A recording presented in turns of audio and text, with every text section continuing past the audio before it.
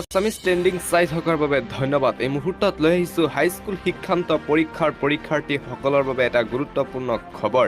আৰু যেহেতু মেট্ৰিক পৰীক্ষাৰ বাতিল হোৱা বিজ্ঞান পৰীক্ষা কাইলৈৰ পৰা অনুষ্ঠিত হ'ব আৰু কাইলৈ পুৱা 9 বজাৰ পৰা অনুষ্ঠিত হ'ব হাইস্কুল শিক্ষান্ত পৰীক্ষাৰ বাতিল হোৱা বিজ্ঞান বিষয়ৰ পৰীক্ষা আৰু 1 এপ্ৰিলৰ পৰা অনুষ্ঠিত হ'ব হাইস্কুল শিক্ষান্তৰ পৰীক্ষাৰ বাতিল হোৱা অসমীয়া বিষয়ৰ পৰীক্ষা আৰু কাইলৈ অনুষ্ঠিত হ'বলগীয়া বিজ্ঞান বিষয়ৰ পৰীক্ষাত পৰীক্ষাৰ্থীসকলে কি নিয়ম মানিব লাগিব এই মুহূৰ্তত লৈ আহিছোঁ।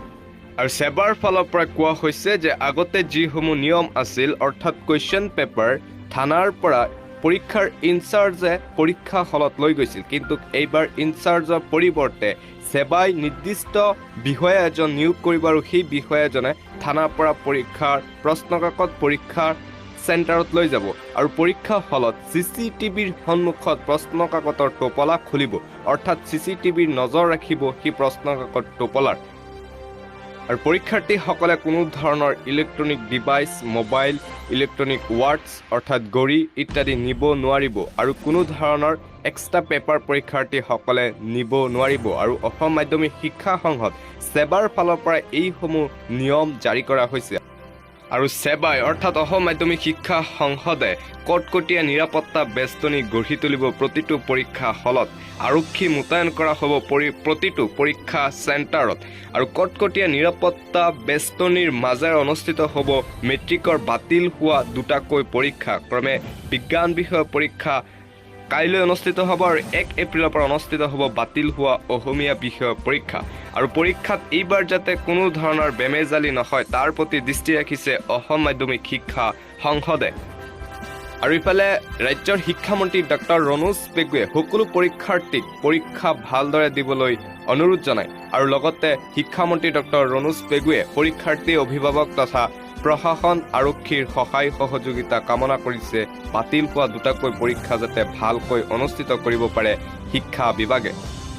জনাইছো আমি গুৰুত্বপূৰ্ণ খবৰ, হাইস্কুল শিক্ষান্ত পৰীক্ষাৰ পৰীক্ষাৰ্থীসকলৰ বাবে এটা গুৰুত্বপূৰ্ণ খবৰ, কিয়নো হাইস্কুল শিক্ষান্ত পৰীক্ষাৰ যি দুটাকৈ পৰীক্ষা বাতিল হৈছিল বিজ্ঞান আৰু অসমীয়া, আৰু তাৰে বিজ্ঞান পৰীক্ষা কাইলৈ অনুষ্ঠিত হ'ব। কাইলৈ পুৱা 9 বজাৰ পৰা অনুষ্ঠিত হ'ব বাতিল হোৱা বিজ্ঞান বিষয়ৰ পৰীক্ষা।